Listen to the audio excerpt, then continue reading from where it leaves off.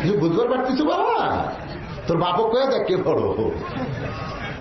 যারা বিয়া শাদী করছে, সন্তান আছে, তারা কি জবান খুলে কি বলেন? কোরআন বড় না সন্তান বড়? কোরআনের পক্ষে সবাই হাত তোলেন নাই? কি কোন ভাই, সবাই হাত তোলেন নাই? তাহলে কোরআনের পক্ষে কথা বলতে হবে। হযরত আলীর কাছে যদি কোরআন বড় হয়, যে কোরআন বলতেছে ইন্নামা আমওয়ালুকুম আওলাদুকুম ফিতনা, সন্তান তোমার 2 দিন হলে না খেয়ে আছে, সন্তানের শুকনা মুখের দিকে তাকায়া দরজার ফকিরকে ভুলে যাইও না। এখন হযরত আলী দরজার ফকিরকে খাবার দিতে চায়, কিন্তু হোসাইন এত জোরে 2টা পা ঝাপটে ধরেছে, যাবার মতন কোনো ক্যাপাসিটিও নাই। সামনে হাসান দাঁড়ায় কাঁদতেছে। এখন হযরত আলী কি করে? আল্লাহর কোরআনকে সম্মান দিয়া জোর করে যখন দরজার ফকিরের দিকে যাবার চায়, কাকড়া বোঝেন, কাকড়ার মতন হোসাইন যখন পা কামড়ে ধরেছে, যাওয়ার বুদ্ধি নাই। কিতাবের মধ্যে আছে হযরত আলী হ্যাঁচকা টান মারছে, কারণ সন্তানকে পায়ের বাঁধন খুলতে হবে। হ্যাঁচকা টান মাইরা মাটিতে যখন আছাড় মারার মতন করে রাখছে, সামনে ছিল হাসান, মারছে দৌড়, কারণ চিন্তা করতেছে হোসাইনকে আমার বাবা যে হারে আছাড় মারছে, আমার সামনে পেলে যদি চল মারে তাহলে তো আমি বাঁচবই না। হযরত আলী হাসান হোসাইনকে এরকম ঠেকনার মতো রাইটা যখন দরজার দিকে যায়, হাসান দৌড়ে এসে হোসাইনের মাথাটা উরুর উপরে নিয়ে কান্দে আর বলে, ও হোসাইন ভাই, তুই না কইলি বাবাই ভালো মা ভালো না, কিন্তু বাবার হাতে খাবার টোপলা থাকার পরেও বাবা তোরে খাবার দিল না। এবার হোসাইন চিল্লায় বলতেছো, বাবা তুমি আমারে মারছো, বাবা তুমি আমারে ফেলে দিয়েছো, বাবা তুমি কি আমারে চিনো? জোরে বলেন সুবহানাল্লাহ। একটু খেয়াল করতে হবে ভাই, কারণ মহরম মাস এখনো শেষ হয় নাই। কি কোন শেষ হয়েছে? এখনো শেষ হয় নাই। আজকের রাতটা গেলেই হয়তো আগামীকাল মহরম রাতটা শেষ হয়ে যাবে। একটু খেয়াল করে শুনতে হবে। হোসাইন এভাবে আঙ্গুল তুলে বলতেছো, বাবা তুমি আমারে মারছো, বাবা তুমি আমারে ফেলে দিয়েছো, বাবা তুমি কি আমারে চিনো? হযরত আলীর 2টা হাত থরথর করে কাঁপতেছে, 2টা পা থরথর করে কাঁপতেছে। আমি এখন আপনাদের কাছে জানতে চাই, হযরত আলী হোসাইনকে চিনে কি চিনে না? জোরে গান, চিনে কি চিনে না? এরপরেও যখন হোসাইন বলেছ, বাবা তুমি আমাকে মারছো, বাবা তুমি আমাকে ফেলে দিয়েছো, বাবা তুমি কি আমার চিনো? হযরত আলীর সামনে তখন অনেক ঘটনা চলে আসতেছে।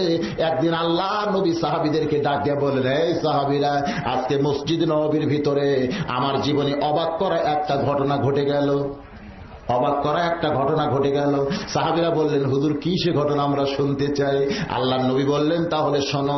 আমি যখন মসজিদ নববীর মধ্যে বসা ছিলাম, এমন সময় দেখি ফেরেশতা জিবরাইল দাহিয়াতুল কালবি সাহাবীর চেহারায় আমার কাছে কোরআন নিয়ে আইছে। কোরআন নাযিল ইতিহাস পড়ে দেখেন, ফেরেশতা জিবরাইল মাঝে মধ্যেই দাহিয়াতুল কালবি সাহাবীর চেহারায় কিন্তু নবীর কাছে কোরআন নিয়ে আসতো। আল্লাহর নবী বলেন, কোরআন দেওয়া নেওয়া যখন শেষ হয়েছে, আল্লাহর হুকুমে জিবরাইল আসে, আর কার হুকুমে যায়? জোরে বলেন কার? আল্লাহর হুকুমে জিবরাইল আসে, কিন্তু আল্লাহর হুকুমে যায় না। লা ইলাহা ইল্লাল্লাহর হুকুমে জিবরাইল মুহাম্মদ রাসূলুল্লাহর কাছে আসে, আর মুহাম্মদ রাসূলুল্লাহর হুকুমে জিবরাইল লা ইলাহা ইল্লাল্লাহর কাছে যায়। হুকুম তাহলে কয়জনের লাগবে ভাই? জোরে বলেন কয়জনের? হয়তো ভাবতেছেন কেন, সবকিছুই তো আল্লাহর হুকুমে হয়। হ্যাঁ, সবকিছুই আল্লাহর হুকুমে হয়, কিন্তু আল্লাহ সবকিছু করে না। আমি ওখানে বলেছিলাম, একবার মুসা নবী আল্লাহর প্রেমের সাগরে ডুব দিয়ে পাগল হয়ে আল্লাহরে বলছিল, আল্লাহ তুমি যদি মুসা হও আর আমি যদি আল্লাহ হই, তুমি আমার কাছে কি চাইবা কও? আল্লাহ কয়, এ মুসা কি বলতেছিস, তুই কোনোদিন আল্লাহ হতে পারবি না। মুসা বলতেছে, আল্লাহ তুমিও কোনোদিন মুসা হতে পারবা না। তার মানে কি বোঝা গেল? আল্লাহ সবকিছু পারলেও হয় না। ধরে ঠিক কিনা? আল্লাহর হুকুমে জিবরাইল আসে, আর নবীর হুকুমে জিবরাইল যায়। দাহিয়াতুল কালবি সাহাবীর চেহারায় জিবরাইল আল্লাহর হুকুমে নবীর কাছে আইসা কোরআন দেওয়া শেষ হয়ে গেছে। এখন নবী আর জিবরাইলকে যাইতে কয় না। দাহিয়াতুল কালবি সাহাবীর চেহারায় নবীর ডান পাশে জিবরাইল বরকতের আশায় বসে গেছে। জোরে কর সুবহানাল্লাহ।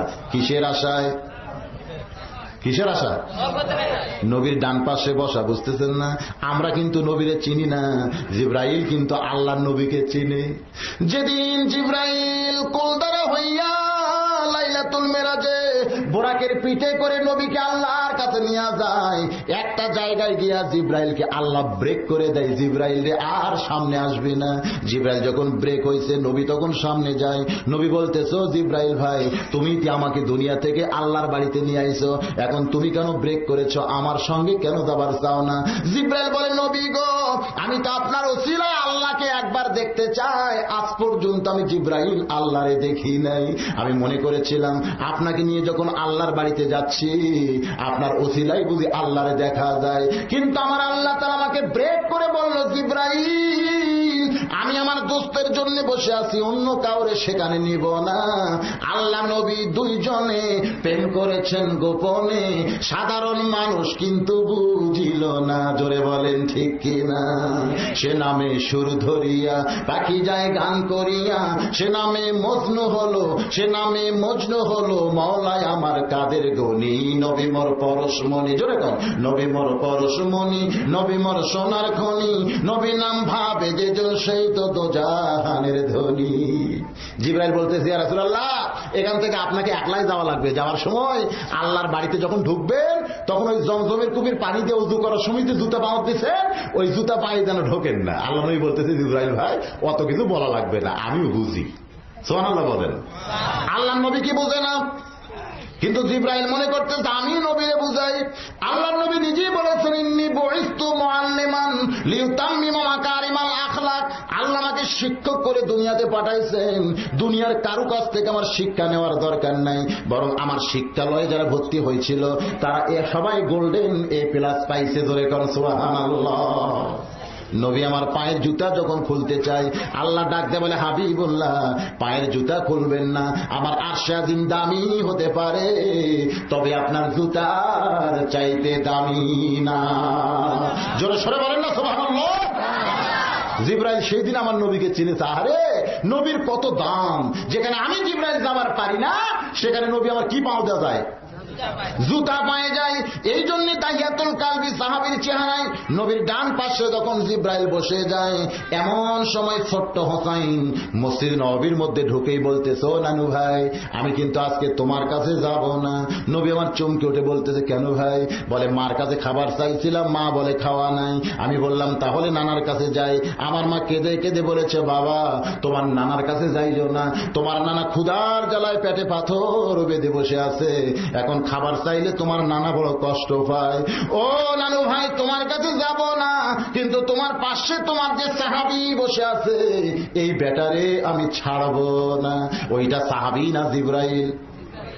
হোসাইন তাহিয়াতুল কালবি বিশ্বাস করে এক দৌড়ে এসে কোলের মধ্যে বসে দাড়ির মধ্যে দুইখানা হাত ঢুকায় বলতেছে, ও নানার সাহাবী আমি মাঝে মধ্যেই তোমারে দেখি, তুমি যেন গুদুর গুদুর করে কি আমার নানারে কও, তারপরে নানা ইশারা করলেই তুমি ফসকান দাও, কিন্তু আজকে যখন তুমি বসে আছো নানার কাছে আমারে খাবার না দিলে কিন্তু তোমারে আমি ছাড়বো না। নবী আমার চমকে উঠছে, কারণ হোসাইন যার কাছে খাবার চায় সে কেডা? জোরে বলেন কে? কিন্তু হোসাইন তাহিয়াতুল কালবি বিশ্বাস করে বারবার যখন খাবার চায়, আপনারা বলেন ফেরেশতা কি খায়? কোন খাওয়ার কিছু কি ফেরেশতাদের কাছে আছে? কিন্তু হোসাইন যখন বারবার খাবার চায় এবার জিবরাইল খালি ওসমস ওসমস করতে যে কি বিপদে পড়লাম, ফজিলতের আশায় বসেছি কিন্তু কি বিপদে পড়লাম। আল মাসিবাতু মির রাহমাতিল্লাহ। আল্লাহর নবী বলেন বিপদ আপদ মুসিবত সবই কিন্তু আল্লাহর রহমত। ধরে বলেন সবই কি? জিবরাইল খানে ওসমস করতে যে কি বিপদে পড়লাম রে। আল্লাহ নবী এলকা করলেন, আমার দিকে খেয়াল করেন, এলকা মানে ইশারা। ধরে করেন এলকা মানে কি? নবী ইশারা করে বললেন, জিবরাইল যে তোমার কোলের মধ্যে বসেছে তারে তুমি চিনো? জিবরাইল বলতেছে, ইয়া রাসূলুল্লাহ তা আপনার এটা মানে কি পুচকাটা? এ ছোট হোসাইন না? খালি হোসাইন চিনলে হবে না, এর যে কত দাম তা কি তুমি জানো? ইশারার দ্বারা নবী বলতেছে, জিবরাইল তোমার কোলের মধ্যে যে বসেছে তার কি দাম, কত দাম তুমি কি তা জানো? জিবরাইল ইশারা করে বলে, ইয়া রাসূলুল্লাহ আমি তো দাম জানি না। আল্লাহর নবী বললেন, তাহলে তুমি শোনো, একদিন আমি নবী ছিলাম নামাজের সেজদায়, প্রত্যেক ওই হোসাইন দৌড়ে এসে আমার পিঠে চড়ে বলতেছে, চল ঘোড়া চল, চল ঘোড়া চল। নবী আছে নামাজের সেজদায় কিন্তু হোসাইন পিঠে চড়ে বলতেছে, চল ঘোড়া চল, চল ঘোড়া চল। আপনারা বলেন তো এটা আদবি না বেদবি? চরম বেয়াদবি। নবী আমার নামাজের সেজদায় ওই সময় নানার পিঠে চড়ে বলতেছে, চল ঘোড়া চল, চল ঘোড়া চল। ভাইজান, এটা চরম বেয়াদবি হলো। এই বেয়াদবিটা শিখাইছে কে? আল্লাহ শিখাইছে। এই বেয়াদবি কে শিখাইছে? যদি সিরাতে রাসূল আপনারা পড়েন তাহলে অ্যাস্ট্রেস হয়ে যাবেন। একদিন নবী আমার রাস্তা দিয়ে যাওয়ার সময় দেখতেছে হাসান দাঁড়ায় কাঁদতেছে আর হোসাইন মাটিতে গড়াগড়ি দিয়ে কাঁদতেছে। আল্লাহর নবী বলেন, কেরে হাসান, তুইও কান্দিস, হোসাইনও কান্দে, ব্যাপারটা কি? তবে তোর কান্দার একটা সাইজ আছে, হোসাইনের কান্নার তো কোনো সাইজ নাই। মানে একজন দাঁড়িয়ে কাঁদতেছে, কান্দার সাইজ আছে না নাই? কিন্তু হোসাইন মাটিতে গড়াগড়ি দিয়ে কাঁদতেছে, ধুলা দিয়ে গোটা শরীর মাইকা যায়। কেন কাঁদতেছে? হাসান কান্দের বলে, নানু ভাই, কিছুক্ষণ আগে একজন ঘোড়ার পিঠে চড়ে যায়, তখন থেকে হোসাইন বায়না ধরেছে ঘোড়ার পিঠে চড়তে চায়, কিন্তু আমি হাসান এখন ঘোড়া পাবো কোথায়? নবী আমার দৌড়ে গিয়া হোসাইনকে বুকের মধ্যে নিয়ে হাসানের হাতটা ধরে বলে, কেরে হাসান, তুই কি বলতে পারিস না বাড়ির মধ্যে ঘোড়া আছে?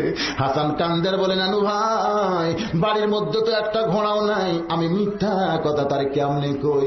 আল্লাহর নবী বলেন, বাড়ির মধ্যেই তো ঘোড়া আছে, তুই কি জানিস না? হাসান বলে, নানু ভাই, বাড়ির মধ্যে তো কোনো ঘোড়া নাই। নবী বলতেছেন, তাহলে চ বাড়িতে যাই। এবার বাড়িতে যাইয়া নবী আমার নিজেই দরজা বন্ধ করে দেয়। হাসান বলে, নানু ভাই, আপনি কেন দরজা বন্ধ করতেছেন জানতে চাই। নবী বলতেছেন, পাগলা ঘোড়া দরজা খোলা পাইলে যদি বাহির হইয়া দৌড় দেয়। হাসান চমকে উঠেছে, যে বাড়িতে কোনো ঘোড়াই নাই সেই বাড়িতে পাগলা ঘোড়া দরজা খোলা পাইলে কেমনে দৌড় দেয়? হাসান যখন কান্দে, নবী বলে, রে হাসান, কান্দিস না, এই দরজা যদি খোলা থাকে তাহলে রাস্তা দিয়ে যাওয়ার সময় কোনো সাহাবী যদি দেখতে পায় তাহলে কলিজা ফেটে মারা যাবে রে হাসান। এই জন্যই দরজা বন্ধ করে নবী আমার হামাগুড়ি দিয়া ঘোড়া হয়েছে। ধরে কোন সুবহানাল্লাহ।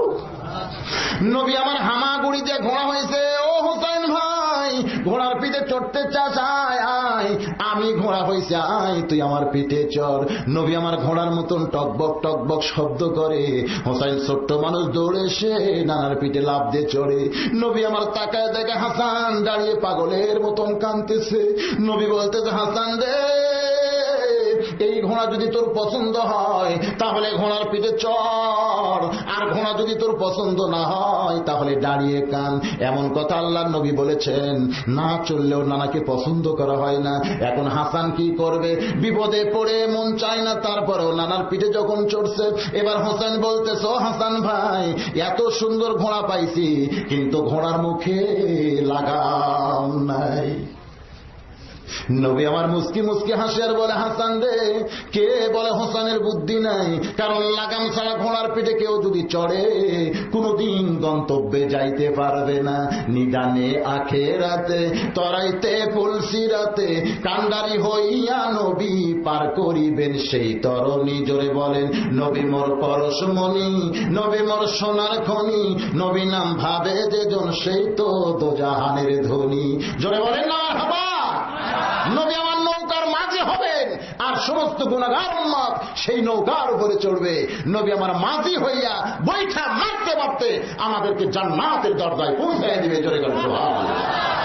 এমন একটা নবী আমরা পাইছি ভাই, সুবহানাল্লাহ। মাথার চিকন পাগড়ি খুলে নবী আমার মুখের মধ্যে ঢুকায়া দেয়। হোসাইন হাসকা টান মারলে ওই পাগড়িটা নবীর গালসির মধ্যে ঢুকে যায়। একটু দূরে ছিল মা ফাতেমা, যারে সৃষ্টি না করলে আল্লাহ কুল কায়নাত সৃষ্টি করত না। সেই মহামানবের পিঠে চড়ে তার দুইটা সন্তান বেয়াদবি করতেছে।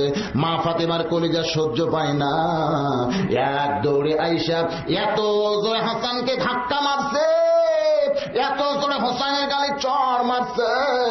দুইটা ছেলে কানতে কানতে যখন দুই দিকে যায়, নবী আমার এতিমের মতন দাঁড়ায় বলতেছে, এই দুনিয়াতে আমার কেউ নাই রে, এই দুনিয়াতে আমার কেউ নাই।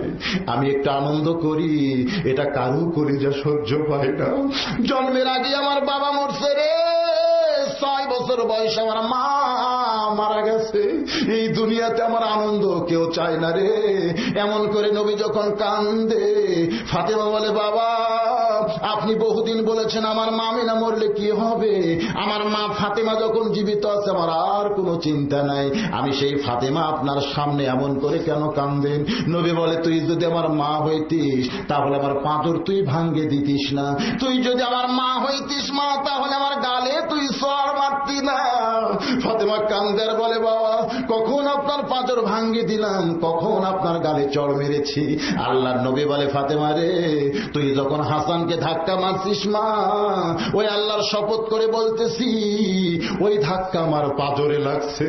তুই যখন হোসেনকে চড় মারছিস মা, তাকায় দেখ আমার গাল তুই লাল করেছিস। মা ফাতেমা তাকায় দেখে সত্যই তাই, নবীর গালটা লাল দেখতে পায়। ফাতেমা পায়ের মধ্যে পড়ে কান্দের বলে, বাবা হাসান হোসেনকে মারলে আপনি যদি কষ্ট পান, ওই আল্লাহর শপথ করে বলতেছি আর কোনদিন হাসান হোসেনকে মারবো না। নবী বলে, ফাতেমা রে, আমার ভিতরের কলিজা তুই কি দেখছিস মা? ফাতেমা কান্দের বলে, বাবা ভিতরের কলিজা কি কোনদিন দেখা যায়? আল্লাহর নবী বলে, ফাতেমা রে, আমার ভিতরের কলিজা যদি দেখতে চাস তাহলে হাসান আর হোসেনের দিকে দেখিস মা, এরাই দুই ভাই হলো আমার কলিজার টুকরা। জোরে সরে বলেন সুবহানাল্লাহ। নবী তো শিখাইছে, জোরে কর ঠিক কিনা? কিন্তু আজকে তো নামাজের শেষ যায় আছে, আজ তার ঘোড়া হয় নাই।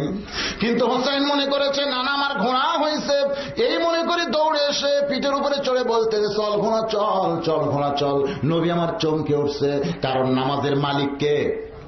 ইন্না সলাতি ওয়া নুসুকি ওয়া মাহইয়ায়া ওয়া মামাতি লিল্লাহি রাব্বিল আলামিন। নামাজের মালিক হলো আমার আল্লাহ।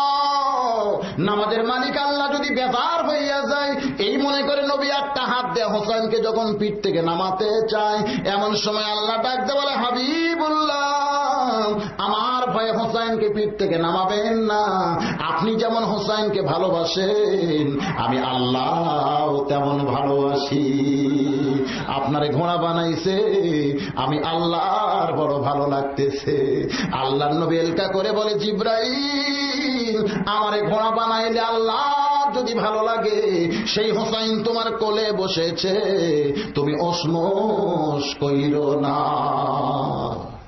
জিব্রাইল খামোশ হয়ে গেছে। ওরে বাবা, দাম আছে না নাই? ধরে দাম আছে না নাই?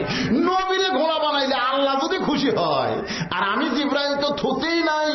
জিব্রাইল যখন খামোশ হইয়া যায়, হোসাইন বলতেছো নানার সাহাবী এত দেরি করো কেন? তুহিব্বুন তুহাদ্দু, মহব্বত করলে হাদিয়া দেওয়া লাগে, তুমি কি নবীর সুন্নত মানো না? তাড়াতাড়ি আমারে খাবার দাও, খাবার না দিলে কিন্তু তোমারে ছাড়বই না। এখন ফেরেশতা জিব্রাইল খায়ও না, খাবার কিছু নাই, কিন্তু হোসাইন খালি দাহিয়াতুল কালবি সাহাবী মনে করে বারবার খাবার চায়। এক সময় ফেরেশতা জিব্রাইল দু চোখ দিয়ে দর দর করে পানি পড়তেছে। আমার আল্লাহ ডাক দেয়া বলে, জিব্রাইল ফান্দে পড়া বক হইয়া তুই কান্দিস না, যে তোর কাছে খাবার চায় আমি আল্লাহ তারে এত ভালোবাসি, বেহেশতের বাগানের আঙ্গুর তোর জামার ডান পকেটে ভরাইয়া দিলাম। জোরে সরে বলেন সুবহানাল্লাহ।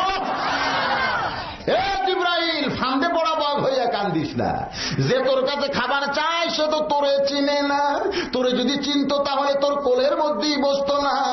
নবীর সাহাবী দাহিয়াতুল কালবি মনে করে বারবার যখন খাবার চায় আমি তোর কোলে বসা ওই মানুষটারে, ছোট্ট মানুষটারে এত ভালোবাসি, বেহেশতের বাগানের আঙ্গুর তোর জামার ডান পকেট ভরাইয়া দিলাম। জিব্রাইল আর কান্দে, চোখের পানি মুছে পকেটে হাত ঢুকে আঙ্গুর যা ছিল বুঝলেন সব আঙ্গুর বের করে হোসেনের দুই হাত ভরে দিছে। বলেন তো হোসেন খুশি না বেজার? আসলেই তো খুশি হওয়ার কথা, কারণ খাবার চাইছে ক্ষুধার জ্বালায়, খুরমা খেজুর দিলেই যথেষ্ট, সেখানে যদি আঙ্গুর দেয় খুশি না রাগ? আমরা তো মনে করছি খুশি, কিন্তু আঙ্গুর নিয়ে নবীর কাছে গিয়ে বলতেছে, নানু ভাই ক্ষুধার জ্বালায় তুমি পেটে পাথর বাঁধতে বসে থাকো আর তোমার সাহাবী পকেট ভরা আঙ্গুর নিয়ে বসে থাকে, খবরদার এই বেয়াদব যেন তোমার দরবারে না আসে। নবী আমার চমকে উঠছে দুই কারণে। ধরে কোন কয় কারণে? এক কারণ হলো হোসাইন জিব্রাইলকে না চিনে বেয়াদব কইছে, আর দুই নম্বর কারণ হলো জিব্রাইল আঙ্গুর পাইল কোথায়?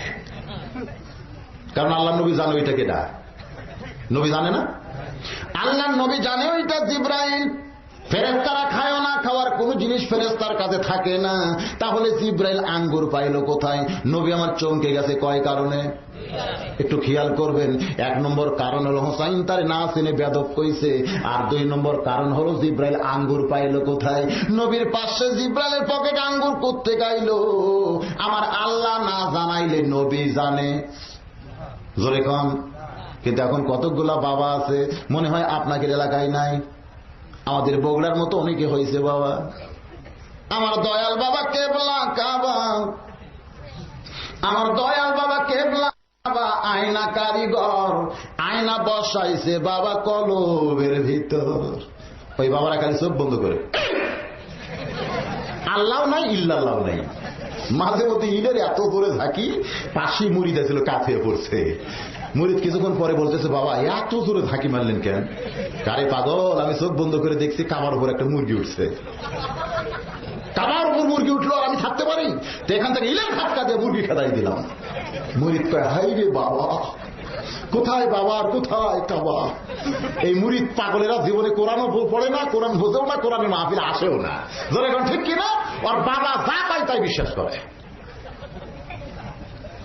এই বাবারা অনেক সময় বলে, আগে করনে মুনাফিকের কাজ, ধ্যান যুগে হয় দিলের নামাজ। আগে করনে মুনাফিকের কাজ, ধ্যান যুগে হয় দিলের নামাজ। ও তোমার পাঞ্জি গানা নামাজ পড়া লাগবে না। কোরআন হলো 90 পারা, শরীয়তে মানে না। কোরআন হলো 90 পারা, শরীয়তে মানে না। শরীয়তের মওলানা হইল কানা, ইমাম শুধু নামাজ পড়ায়, নিজের নামাজ পড়ে না। জোরে সরে বলেন নাউযুবিল্লাহ। এরকম ভণ্ড আছে না নাই? কাবার মুরগি খেদায়, ধরে কোন কিসের মুরগি? মুরিদ তো বিশ্বাস করছে, হাই রে বাবা, কোথায় বাবার কোথায় কাবা। কিন্তু মুরিদের বউ হলো খুব চালাক। ধরে কোন সুবহানাল্লাহ। আমার মা বোনদের জন্য বলি গো মা, আপনার একটু চালাক হওয়া লাগবে। মুরিদের বউ চিন্তা করে, দুপুর বেলায় তোমার বাবার চোখের খবর আমি নিবার চাই। দুপুর বেলায় ভাতের তলে তরকারি দিয়ে উপরে ভাত দিছে। মুরিদ বাবার সামনে যখন খাবার নিয়ে আইছে, বাবা ভাতের দিকে তাকায় বলে, কেরে মুরিদ, তরকারি কোথায়? মুরিদ বউরে ডাকতে বলে, বিবি বাবারে শুধু ভাত দিলা, তরকারি দিবা না? মুরিদের বউ বলতেছে, আসতেছি। বাবা মনে মনে খুশি, আজ কয়েক বছর হলে তোর বাড়িতে আসি, কোনোদিন তোর বউরে দেখলাম না। আজকে যদি তরকারির ওসিলায় বউটা দেখা যায়। আপনারা বলেন তো, বাবার জন্য মুরিদের বউ দেখা জায়েজ না হারাম? একটু জোরে কম। কিন্তু কতগুলা মুরিদ আছে বউরে কয়, বরকত যদি নিবার চাও বাবার গায়ে তেল দাও।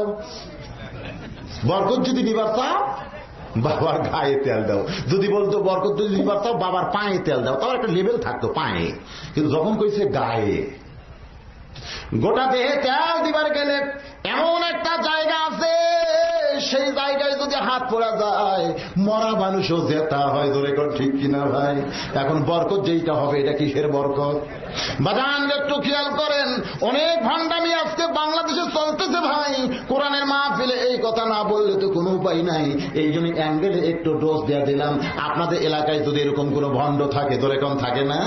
এবার মুরিদের বউ ঝাঁটা নিয়ে আইছে। ধরে কোন কি নিয়ে আইছে? মুরিদ বলে, কেরে বিবি তরকারি বাদ দেয়া ঝাঁটা কেন? মুরিদের বউ বলতেছে, তোমার বাবা চোখ বন্ধ করে কাবার মুরগি খেদায় আর ভাতের তলে তরকারি দেখবার পায় না। এই ভণ্ডকে আমি ঝাঁটা ছাড়া উপায় দেখি না।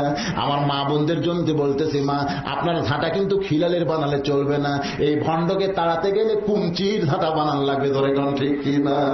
প্রত্যেকটা বাড়িতে এরকম একটা ঝাঁটা থাকা দরকার। ঝাঁটা থাকা সুন্নাত। জোরে কোন কি সুন্নাত? আমার মা বোনদের জন্য বলি, স্বামী যদি এইরকম কোন দলে ভর্তি হয়ে যায়, এই ভণ্ডকে তাড়াতে হবে। বাংলাদেশে 90% মুসলমানের দেশে, কোরআনের দেশে কোন ভণ্ডামি চলবে আরো ধরে বলেন চলবে। সমস্ত ভণ্ডদের আস্তানা গুড়িয়ে দাও, গুড়িয়ে দিতে হবে। জোরে কোন ঠিক? সবচাইতে বড় ক্ষতি এরা করতেছে। নিজের বাপ মার কথা খেয়াল নাই, গরুর গলাত মালা লাগাইয়া টানে নিয়ে যাচ্ছে।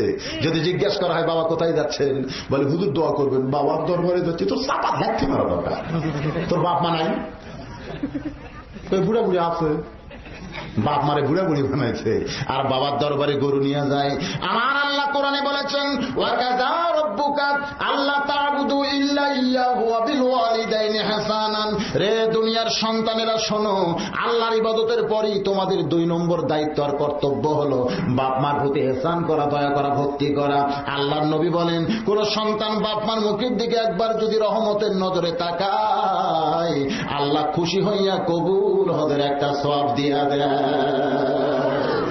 এবার হোসাইন আঙ্গুর পাইয়া দয়ার নবীর কাছে কি বলতেছে মনে নাই?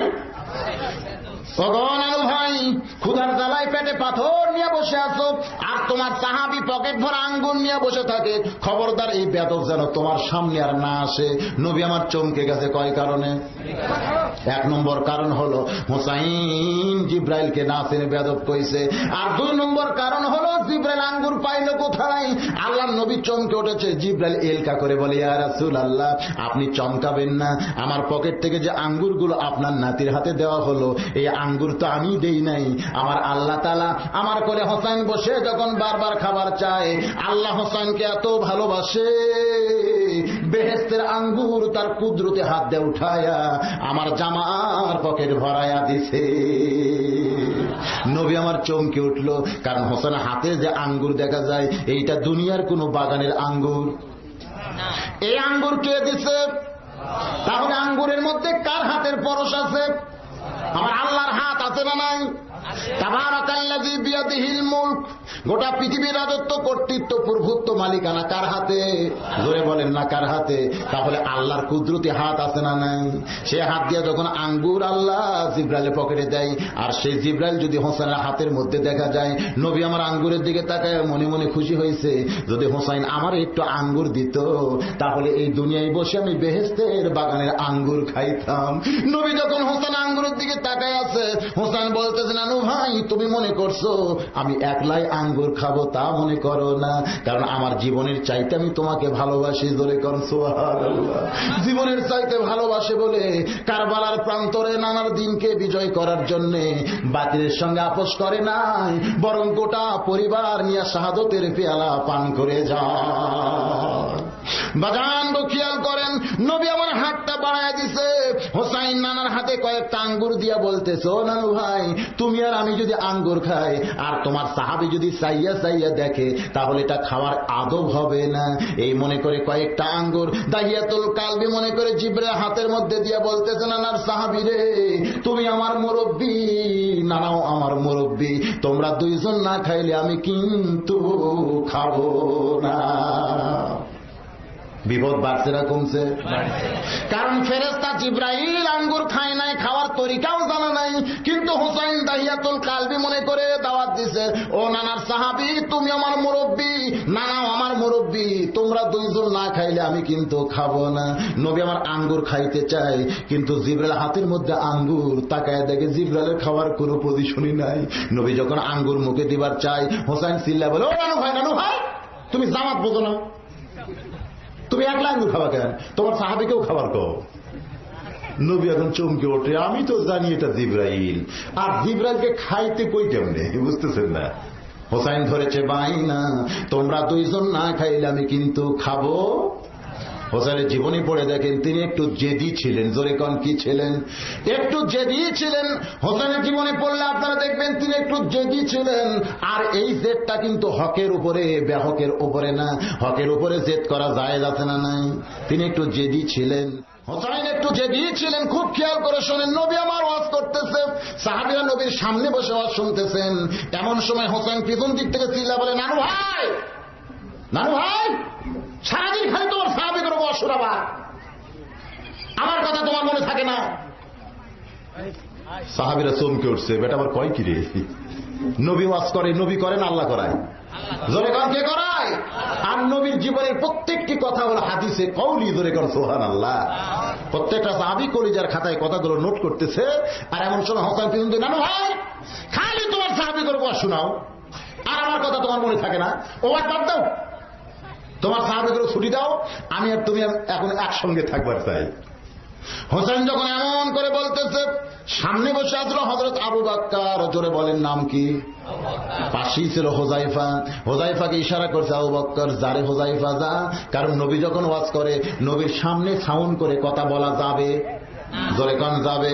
হযরত আবু বকর ইশারা করে বলছে যারে হুযায়ফা যা, ইশারা বুঝুন তো, ইশারা এরকম ইশারা করে বলছে যা, আটকা। হুযায়ফা দৌড়ে গিয়া হোসেনকে বুকের মধ্যে নিয়ে গালে একটা চুমা খাইছে। ও ছোট্ট মানুষ, তুমি বোঝো না, কারণ তোমার নানা এমন ওয়াজ করতেছে যে ওয়াজ শুনে সাহাবীরা পাগল হয়ে ওয়াজগুলো শুনতেছে, এখন তুমি ডিস্টার্ব করো না। যখন হুযায়ফা হোসেন কেমন করে বলতেছে, হোসেন চিল্লায় বলে, রে নানার সাহাবীরা, তোমরা আমার নানাকে চিনো বলে নানার ওয়াজ তোমাদের ভালো লাগতেছে, কিন্তু আমাকে চিনো না বলে নানার কাছে আমাকে যাওয়ার দিচ্ছ না। আজকে শুনে নাও, ওই বক্তা নানার চাইতে আমি হোসাইন কোন অংশে ছোট না। বিপদ বাড়ছে না কমছে? হুযায়ফা আটকায় দিয়ে আরো কি কইছে, আমার নানাকে চিনো বলে নানার ওয়াজ তোমাদের ভালো লাগতেছে, কিন্তু আমাকে চিনো না বলে নানার কাছে আমাকে যাবার দিচ্ছ না। আজকে শুনে নাও, জেনে নাও, ওই বক্তা নানার চাইতে আমি হোসেন কোন অংশে ছোট না। ওই শ্রোতাদের মধ্যে একজন মানুষ ছিল, নাম তার আলী। জোরে বলেন, নাম কি? হযরত আলী চমকে উঠেছে, কারণ পুচকা হোসেন কার সঙ্গে তুলনা করছে? পুচকা হোসেন কার সঙ্গে তুলনা করছে? হযরত আলী দৌড়ে গিয়া হুযায়ফার কোল থেকে কাইরা নিয়া মুখে এত জোরে একটা ঠাসি মারছে, তুই ছোট মুখে বড় কথা বলিস কেমনে রে? তুই কি তোর নানারে চিনিস না রে হোসাইন? এই মুখ দিয়ে এমন কথা কেমনে কইলি? ওই নবীর সঙ্গে কারো তুলনা চলে না।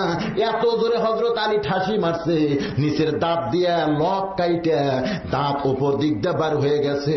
কারণ হযরত আলীর কাছে নবী বড় না সন্তান বড়? জোরে বলেন, কে বড়? একটু জবান খুলে বলেন, কে বড় ভাই?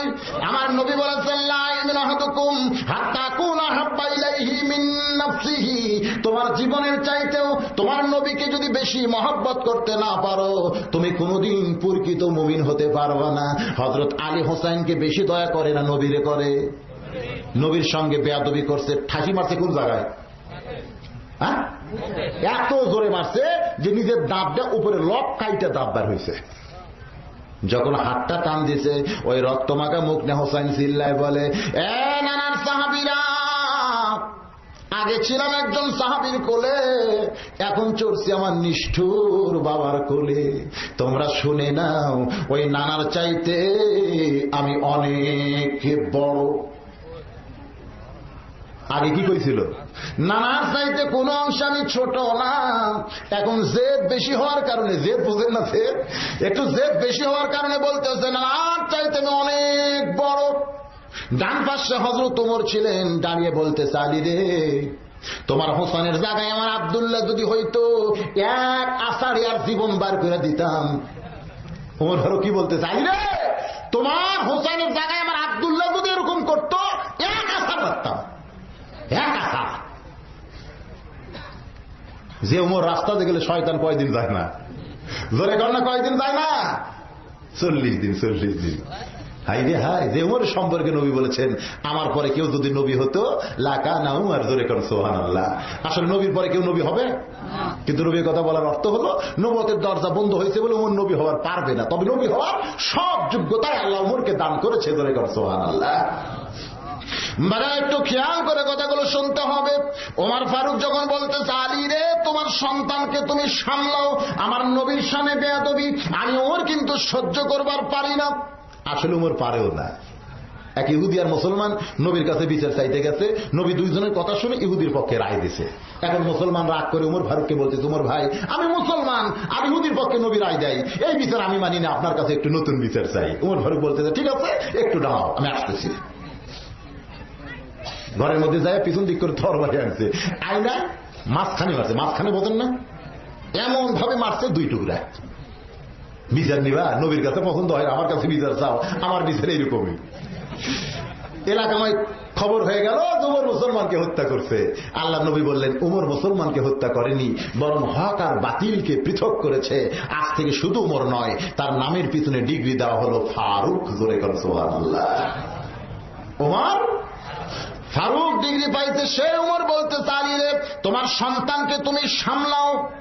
যখনই বলেছে তোমার সন্তানকে সামলাও, হযরত আলী কাঁপতে কাঁপতে যখন হোসেনকে নিয়ে চলে যায়, এমন সময় আল্লাহর নবী এতিমের মতন দাঁড়ায় গেছে। জোরে কোন সুবহানাল্লাহ। নবী আমার 2 হাত এভাবে দাঁড় করে দাঁড়তেছে, আলী রে আমার কলিজার টুকরা হুসাইনকে আমার কাছ থেকে আলাদা করিস না বাবা, আমার কাছ থেকে আলাদা করিস না। বলার সঙ্গে সঙ্গে সব সাহাবী চমকে উঠছে। যেই হুসাইন নবীর সামনে এত বড় বেয়াদবিপূর্ণ কথা কয়, সেই নবী আবার তার কলিজার টুকরা বলে সম্বোধন করে। হযরত আলী যখন হোসেনকে ছাইড়া দেয়, হোসেন যখন নানার দিকে দৌড়ে আসতেছে, প্রত্যেকটা সাহাবী তখন মাঝখানে রাস্তা করে দেয়। হোসেন দৌড়ে এসে নানার গালে একটা চুমা খাইছে। নবী তাকায় দেখে হোসেনের গোটা মুখ রক্ত দিয়ে ভরে গেছে। আল্লাহ নবী বলে, ও হোসেন ভাই, তোমার মুখে রক্ত কেন দেখতে পাই? হোসেন কান্দের বলে, না না, তোমাকে ছাড়া আমি বাঁচবো না। তোমার সাহাবী আমার মুখে ঠাসি মারছে, এই কারণে রাগ করে বলেছি তোমার চাইতে অনেক বড়। তোমার এক সাহাবী তোমার কাছে আমার আসতে দেয় না, এই কারণে আমি বলেছি তোমার চাইতে কোনো অংশে আমি ছোট না। নবী বলতে যে, হোসাইন রে, তোর কথা আমি একটু রাগ করিনি ভাই, তুই কেমনে বললি আমার চাইতে অনেক বড়, আমি একটু শুনতে চাই। হোসেন বলতেছে, নানু ভাই, তুমি উমরে খারাপ করেছো, তবে শুনে নাও, তোমার নাতি ছোট হতে পারে, তবে হিসাব ছাড়া কথা কোনোদিন বলে না। জোরে সরে বলেন সুবহানাল্লাহ। প্রত্যেকটা সাহাবী চমকে উঠছে, কারণ হোসেন যখনই বলেছে তোমার নাতি ছোট হতে পারে, তবে হিসাব ছাড়া কথা কোনোদিন বলে না। ওমর ফারুক দাঁড়িয়ে বলে, হোসেন রে, তুই বুঝতে মানুষ, তুই এবার হিসাবের জানিস কি? তুই হিসাবের কি জানিস রে? হোসেন বলতেছে, না না, আমার আর তোমার মধ্যে কথা হয়, তোমার এই উমর তো বেদব হয়ে গেছে, খালি মাথা মারতেছে। না না, তোমার আমার সাথে কথা, মাথা মারতেছি গে। আল্লাহ রসুল মুস্কি হাসিতে বললেন, এজলেসিয়া উমর, বাবা উমর একটু বসো তো বাবা, আমি একটা হোসেনের হিসাব শুনবার চাই। হোসেন বলতেছে, আমার 1 নম্বর হিসাব হলো তোমার বাপ আর আমার বাপ। তোমার সাহাবীদের বলো, এই দুইজনের মধ্যে কার বাপ বড়? প্রত্যেকটা সাহাবী চমকে উঠছে, নবীও চমকে উঠছে। এই হিসাব তো জীবনেও কোনোদিন করি নাই। আল্লাহ নবী চোখের পানি বের করে বলে, রে আমার সাহাবীরা রে, যে হিসাবের কথা হোসেন বলেছে, এই হিসাব যদি তোমরা শুনতে চাও তাহলে শোনো। আমার বাবা আব্দুল্লাহ জান্নাত পাবে কি পাবে না, এই গ্যারান্টি আমি রাসূল কোনদিন দিবার পারবো না। আর হোসেনের বাবা আলী শুধু জান্নাত পাবে না, এই দুনিয়াতে 10 জন জান্নাতের গ্যারান্টি সার্টিফিকেট পাইছে। এই গ্যারান্টি সার্টিফিকেট পাওয়ার 4 নম্বরে হোসেনের বাপ আলী আছে। আমার বাবা আব্দুল্লাহর চাইতে হোসেনের বাবা আলী আল্লাহর কাছে কোটি কোটি গুণ বড়। হোসেন বলে, নানু ভাই, আমার 2 নম্বর হিসাব হলো তোমার মা আর আমার মা। বলো তো নানা, বলো তো, এই দুইজনের মধ্যে কার মা বড়? নবী আমার কানতে কানতে বলে, আমার মা আমিনা জান্নাত পাবে কি পাবে না, এই গ্যারান্টি আমি রাসূল কোনদিন দিতে পারবো না। আর হোসেনের মা ফাতিমা শুধু জান্নাত পাবে না, জান্নাতি নারীদের নেত্রী হবে। আমার মা আমিনার চাইতে হোসেনের মা ফাতিমা আল্লাহর কাছে কোটি কোটি গুণ বড়। হোসেন বলে, নানু ভাই, মন খারাপ করে কোনো লাভ নাই। তোমার নানা আর আমার নানা, বলো তো নানা, বলো তো, এই দুইজনের মধ্যে কার নানা বড়? সমস্ত সাহাবীরা দাঁড়িয়ে কান্না শুরু করেছে। একজন সাহাবী কান্না চেক দিবার না পাইরা এক দৌড়েছে হুসাইনকে বুকের মধ্যে নিয়ে বলতে, আলী রে, আমি না হয় মূর্খ উমর, আমি না হয় বুঝি না, কিন্তু তোর কলিজার টুকরা হোসেনের মুখে এত করে কেন ঠাসি মারছিস ভাই? হোসেন যে কথা বলেছে, এই কথার চাইতে সত্যি কোনো কথা আর পৃথিবীতে নাই। উমর ফারুক কান্দার বলে, হোসেন বাবা, তোমার নানার নানা ওয়াহাব জুহরিকে দুনিয়ার কোনো মানুষ চেনে না। আর হোসেনের নানাকে শুধু দুনিয়ার মানুষ না, স্বয়ং আল্লাহ কোরআনে করেছেন ঘোষণা, ওয়া ইন্নাকা লাআলা খুলুকিন আযীম। হোসেন বলতেছে, নানু ভাই, আমি এখন তোমার কাছে জানতে চাই, তোমার বাপ আমার মা, তোমার বাপ আমার বাপ, তোমার মা আমার মা, তোমার নানা আমার নানা, বলো নানা গো, এই 3টি ব্যাপারে প্রশ্ন করেছি, কে বড়? নবী কান্দের বলে, রে হুসাইন, বাপের দিক দিয়ে তুই বড়, মায়ের দিক দিয়ে তুই বড়, নানার দিক দিয়ে তুই বড়। হোসেন বলে তাহলে কোন দিক দিয়ে আপনি আমার চাইতে বড়? নবী আস্তে করে বসে পড়ে হোসেনকে বুকের মধ্যে নিয়া হাত দিয়া মাথার উপরে উঠায় বলতেছে, সাহাবীরা রে, আমি নবী সাক্ষী দিয়া বলতেছি সব দিক দিয়ে হোসেন আমার চাইতে বড়। হুসাইন একটু জেদি ছিলেন, এই জেদ হওয়ার কারণে বারবার বলতেছে, ও নানু ভাই, তুমি আমার মুরব্বী, তোমার সাহাবী আমার মুরব্বী, তোমরা দুইজন না খাইলে আমি কিন্তু খাবো না। নবী আবার আঙ্গুর ফল খাবার চাই। হোসেন বলতেছে, নানু ভাই তুমি কি জামাত বোঝো না? আমরা তিনজন মিলেই খাবো, তুমি খালি খাবার চাও, তোমার সাহাবী কি করতেছে? আরে ক তোর সাহাবী খাবার ক। নবী খালি চমকে চমকে উঠতেছে, কারণ ওইটা তো সাহাবী না, ওইটা হলো জিবরাইল। ধরে বলেন কি জিবরাইল কি খায়? খাওয়ার নিয়ম জানে? আচ্ছা মানুষ তো খায়, আপনারা খান না? খাওয়ার নিয়ম জানেন? জোরে বলেন, খাওয়ার নিয়ম জানেন? খাওয়ার কিন্তু একটা নিয়ম আছে। সুদ খাওয়া, জোরে গান, সুদ খাওয়া যাবে না, জোরে গান, সুদ খাওয়া, ঘুষ খাওয়া, বেশি খাওয়া। আমি শুনলাম সুদ খায়, কোন জায়গায় বাজে না, খায়। কি কোন খাওয়ার একটা আদব আছে না নাই? আমি ওয়াজ করতে বলে থাকি, ভাই দুইজন মিলে কাঁঠাল কিনছে। ধরে কর কি কিনছে? একটা খুব সোজা সরল আর একটা চালাক। দাম হল কয় টাকা? 50 টাকা। ধরে কর কয় টাকা? 50 টাকা। দুইজন মিলে কিনছে। এখন চালাক বলতেছে, বোকা ভাই কাঁঠাল তো ভাগ করে খাওয়া লাগে। কয় খাওয়া হোক, টাকা কয় টাকা পরে বিচি দেখে ভাগ। বোকা বলতেছে, আমার কোনো চিন্তা নেই, কারণ যে কয়টা রোয়া খাবে সেই কয়টা টাকা দিবে। তো চালাক সমানে বিচিও খায়, ওয়াও খায়, বিচিও খায়, ওয়াও খায়। আর বোকা খালি রোয়া খায় আর বিচি রাখে। এক সময় দেখা গেল চালাকের দিকে মাত্র 5টা, বোকার দিকে 45। এখন চালাক বলতেছে, বোকা ভাই তুই খাইলি বেশি, টাকা দে বেশি। বোকা কয়, দুইজন তো সমানই খাইলাম ভাই, কিন্তু আমার দিকে বিচির ঠিক তোর দিকে নাই। চালাক বলতেছে, আমি মুখের মধ্যে রোয়া দিয়ে খালি দিবা লড়াইতে খাই নাই, এখন কি করবে? বিচি দেখা ভাগ। চালাক মাত্র 5 টাকা, বোকা 45 টাকা দেয়। যাওয়ার সময় চালাক চিন্তা করে, বেশি খাইলাম কম দিলাম। চালাক খুশি হয়ে ভাবতেছে, বেশি খাইলাম কম দিলাম, বেশি খাইলাম বেশি পাইলাম কম দিলাম, 100 টাকা দিয়ে 120 টাকা ভাই, হাইরে বেশি হয়েছে লাভ ভাই। চালাক মনে মনে খুশি না বেজার? বেশি খাইলাম কম দিলাম। আর বোকা চিন্তা করে, খাইলামই সমান দিলাম বেশি, খাইলামই সমান দিলাম বেশি, নিলামই 100 দিলাম 120, নিলাম 100 দিলাম 120। বোকা বুঝতেছেন না? তো খাওয়ার একটা নিয়ম আছে না নাই? জোরে কান আছে না নাই? বাড়ির দিকে যাচ্ছে চালাক, হঠাৎ পূর্ব আকাশে ম্যাক করছে, ম্যাক আসমানে যেই ডাক মারছে কর করানি, নিম্ন পেট খালি কর কর করতেছে। কারণ খাওয়ার একটা নিয়ম আছে। সমস্ত ডাক্তার বলেছে 5-6টা জিনিস হজম হয় না। একটা হলো কোন এই যে কাঠ লোক যদি ভিতরে যায় ওটা হজম হবে, মাথার চুল যদি ভিতরে যায় হজম হবে, আলুর চোষা যদি খান হজম হবে না, তারপরে তিতুলের বিচি মাঠগুটি যদি খান হজম হবে না, কাঁঠালের বিচি কেউ যদি খায় হজম হওয়ার কোনো ক্যাপাসিটি পেটের মধ্যে নেই। এখন যে মারছে আসমানে ডাক আর হতো নিম্ন চাপ। ওই বাড়ির দরজার দিকে না চায়, আর বউ একটা জানলা দিচ্ছে, আনাজ কালায় লাগায় জানলা, ওই জানলার তলে বেটা কাম সারছে। বাড়ির মধ্যে চলে আসছে, সকালবেলায় মাঠে ময়দানে কাজ করতে যায়। সকালবেলায় বিবি তরকারির ডালার কাছে যায়, দেখে কোনো তরকারি নাই, তাহলে একটু জানলার কাছে যায়, আনাজ কালায় লাগায়। উপরে জালিঙ্গা কন না জানলা কন? আপনারা কি কন? এই জানলার উপরে কোন আনাজ কালায় নাই। বউটা নিচের দিকে তাকায়, দেখে এক ঠিক কাঁঠালের বিচি দেখা যায়। বউ খুশি হইয়া বলতেছে, আল্লাহ তুমি যার প্রতি রহম করো তার কোনো অসুবিধাই নাই। আল্লাহ যারে দেয় ছাপ্পড় ফেরাই দেয়। সমস্ত কাঁঠালের বিচি নিয়ে খুশি হইয়া বাড়ির দিকে আসে। বাড়িতে আইসা ওইটা দুপুরবেলা গরম পানিতে সিদ্ধ করে ওইটা ভর্তা বানায়, স্বামীর সামনে যখন গরম ভাতে দেয়, বিসমিল্লাহ ছাড়াই 2 থালি খায়। স্বামী বিসমিল্লাহ ছাড়া কয় থালি খাচ্ছে? 2 থালি খাওয়ার পরে বউরে বলতেছে, ও বিবি এই সপ্তাহে তো কাঁঠাল কিনে নাই, তুই কাঁঠালের বিচি পাইনি কোথায়? বউ বলতেছে, আল্লাহর শুকরিয়া আদায় করো।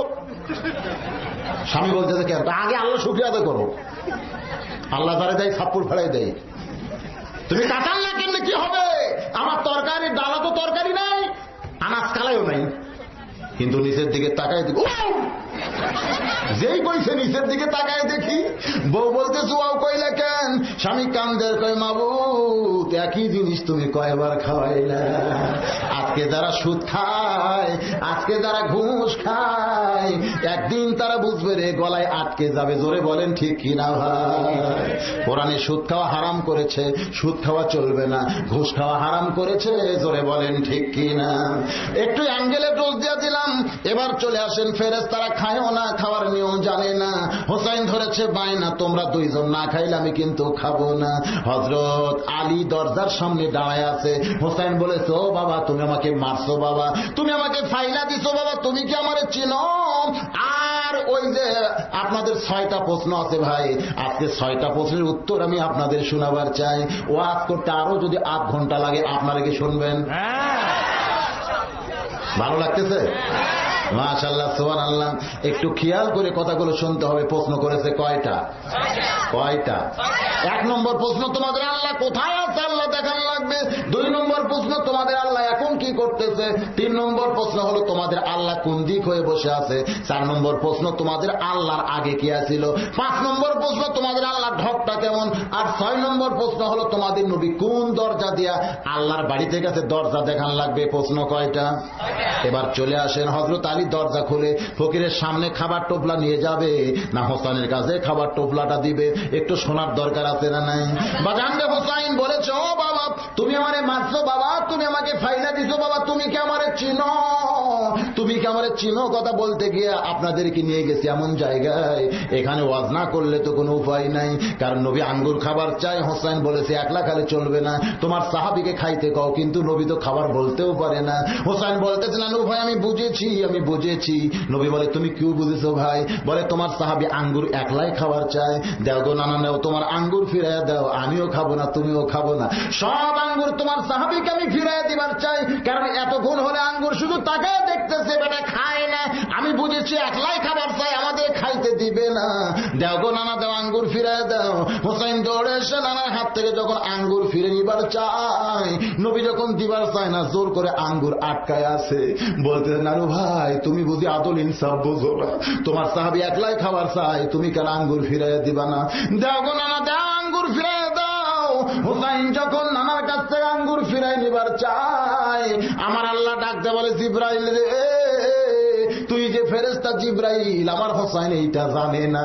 যদি জানতো তাহলে তোরে দাওয়াত দিত না। দাইয়াতুল কালবি সাহাবী বিশ্বাস করে তোরে যখন দাওয়াত দিয়া বায়না ধরেছে রে জিবরাইল, যে তোরে দাওয়াত দিছে আমি আল্লাহ তারে এতই ভালোবাসি, আর যে তোর সঙ্গে আঙ্গুর খাওয়ার জামাত করতেছে আমার হাবিবুল্লাহ দোস্তকে আমি আল্লাহ এতই পছন্দ করি, একজন দাওয়াত দেওয়ার কারণে আর একজন তোর সঙ্গে জামাত করে খাওয়ার ওসিলায় তোর হাতের আঙ্গুর খাওয়ার শক্তি আমি আল্লাহ তোরে দিয়া দিলাম। সঙ্গে সঙ্গে ফেরেশতা জিবরাইল দাইয়াতুল কালবি সাহাবীর চেহারায়, ফেরেশতারা কিন্তু খায় না, কিন্তু সাহাবীর চেহারায় আঙ্গুরগুলো যখনই খাইছে, নবী আমার বলতেছে সাহাবীরা রে, এই যে আমার জীবনের বড় অবাক ঘটনা কিছুক্ষণ আগে মসজিদে নববীর মধ্যে ঘটে গেল। তোমরা সবাই হোসাইনকে চিনে নাও, আমার হোসাইন কিন্তু যেমন তেমন ছেলে না। হযরত আলীর মনে পড়ে যায় হয়তো এই কারণেই হোসাইন বলেছে ও বাবা তুমি আমারে মারছো বাবা, তুমি আমারে ফাইলা দিছো বাবা, তুমি কি আমারে চিনো? হযরত আলীর 2টা হাত থরথর করে কাঁপতেছে, 2টা পা থরথর করে কাঁপতেছে। এমন সময় ওই খাবার টোপলা নিয়ে হোসাইনের কাছে আসবে না দরজা খুলবে, মা ফাতেমা পড়ে অঝর নয়নে কাঁদতেছে। আর হোসেনের দিকে তাকায় বলতেছে বাবা তোর বাপকে তুই বড় কষ্ট দিলি রে বাবা। হোসেন বলতেছে না আমারই কষ্ট দিছে মা। 2 দিন পর বাবার কাছে খাবার চাই, বাবার হাতে খাবার টোপলা দেখি, তারপরও বাবা খাবার না দিয়ে আমারে ঠেকনা মারছে। ফাতেমা বলে বাবা রে তুই তোর বাপকে বড় কষ্ট দিলি বাবা। আর হোসেন বলতেছে মা খবরদার বাবার পক্ষে হইও না, বাবার কলিজার মধ্যে কোনো দয়া নাই।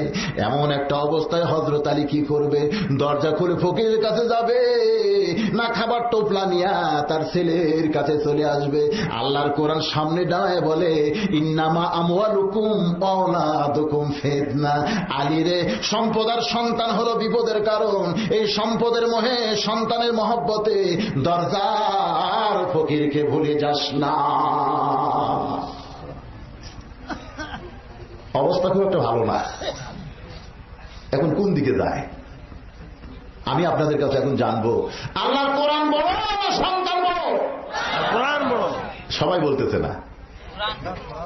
বাগদাদের খলিফা হারুন রশিদের সময় গোটা পৃথিবী যখন মুসলমানের পায়ের তলায়, জোরে বলেন সুবহানাল্লাহ, ওই সময় কাফেররা দেখলো মুসলমানের সঙ্গে অস্ত্রে পারা যাবে না, শক্তিতে পারা যাবে না। মুসলমান হলো আল্লাহর ইমানের বলে বলিয়ান। জিহাদের ময়দানে যখন যাই তাদের সামনে নবীর একটা হাদিস দাঁড়ায়। আল্লাহর নবী বলেছেন, মা আহাদান ইয়াদখুলুল জান্নাতা ইউহিব্বু আন ইয়ারজি ইলা দুনিয়া। আল্লাহ নবী বলেন, জান্নাত পাওয়ার পর একদল মানুষ দুনিয়াতে আসার জন্য ছটফট করবে। জোরে কোন সুবহানাল্লাহ। বিশ্বাস হয়? হাদিসটা বিশ্বাস হয়? বুখারী শরীফের হাদিস কিতাবুল মাগাজির মধ্যে আছে, মা আহাদান ইয়াদখুলুল জান্নাতা ইউহিব্বু আন ইয়ারজি ইলা দুনিয়া ওয়া লাহু মা আলাল আরদি মিন শাইইন ইল্লা শাহীদুন ইয়াতামান্না আন ইয়ারজি ইলা দুনিয়া ফায়াক্তার আশারা মাররাতান লিমা ইয়ারা মিনাল কারামাতি। রাওয়াহুল বুখারী কিতাবুল মাগাজি। ধরে বলেন সুবহানাল্লাহ। একদিকে মুসলমান আলেমেরা, ধরে কোন কে, আর একদিকে কাফের বেঈমান বুদ্ধিজীবীরা বসে গেছে।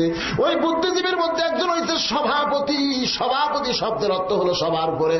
যেমন বর্তমানে গোটা পৃথিবীর সভাপতিত্ব পালন করবে, তার নাম হলো বারাক ওবামা হোসেন। জোরেগর নাম কি? দেখেন নামটা ভালো, বারাক ওবামা হোসেন। বাপ হলো মুসলমান, মা হলো খ্রিস্টান। একদিকে মুসলমান আলেমেরা, আরেকদিকে কাফের বেঈমান বুদ্ধিজীবী। ওই বুদ্ধিজীবীর মধ্যে একজন হয়তো সভাপতি চেয়ার নিয়ে বৈশা মুসলমানদেরকে লক্ষ্য করে বলতেছে, হ্যাঁ মুসলমান আলেমেরা, তোমাদের কাছে আমাদের 6টা প্রশ্ন, এই 6টি প্রশ্ন উত্তর যদি দিবার পারো তাহলে আমরা সব খ্রিস্টান মুসলমান হয়ে যাবো। জোরে কোন সুবহানাল্লাহ। আর যদি উত্তর দিবার না পারো তাহলে মিডিয়ার মাধ্যমে আমরা প্রচার করে দিব মুসলমান হলো একটা ভুয়া জাত। জোরে কোন কি জাত? ভুয়া। ভুয়া বোঝেন না? আসলে মুসলমান কি ভুয়া নাকি? সব কিন্তু ভুয়া। অমাইয়াবতাগি গায়রাল ইসলাম দীনান ফালান ইউকবালা মিনহু। আল্লাহ কোরআনে বলেছেন, একমাত্র ইসলাম ছাড়া আর কোন দিন বা ধর্ম নাই। ইসলামকে আমার আল্লাহ পছন্দ করে সব কিছু বাতিল করেছে। জোরে বলেন ঠিক কি না? আজকে যত ধর্মের দাবিদার সবগুলো কি ধর্ম না বিধর্মী? একমাত্র ধর্মকে মুসলমান। জোরে গান কে? মুসলমান আলেমের একদিকে কাফের বেঈমানে বুদ্ধিজীবীর সভাপতি বলতেছে, এই মুসলমান আলেমেরা, 1 নম্বর প্রশ্ন হলো আল্লাহ কোথায় আছে, আল্লাহ দেখান লাগবে। 2 নম্বর প্রশ্ন হলো আল্লাহ এখন কি করতেছে। 3 নম্বর প্রশ্ন আল্লাহ কোন দিক হয়ে বসে আছে। 4 নম্বর প্রশ্ন হলো আল্লাহ ঢপটা কেমন। 5 নম্বর প্রশ্ন হলো আল্লাহ আর আগে কে আছিল। 6 নম্বর প্রশ্ন হলো নবী কোন দরজা দিয়ে আল্লাহর বাড়িতে গেছে। সমস্ত আলেমেরা মাথা নিচু করে কাঁদতেছে। এমন প্রশ্ন জীবনেই শোনে নাই, উত্তর দিবে কোত্থেকে? কি কোন খালি প্রশ্ন করলে হয়? একজন প্রশ্ন করছে, হাকিল বাতি ফু দিয়ে লিবাইলে আগুন কোন জায়গায় যায়? আপনি যে হাকিল বাতিতে ফু দিয়ে লিবেন না, তাহলে ওই আগুনটা কোন জায়গায় যায়? কার সারা চর মেরে বলতেছে জোনাকির পাশায়। সেই কইছে আগুন কোন জায়গায় যায়, কার সারা মারতে চর জোনাকির পাশায়।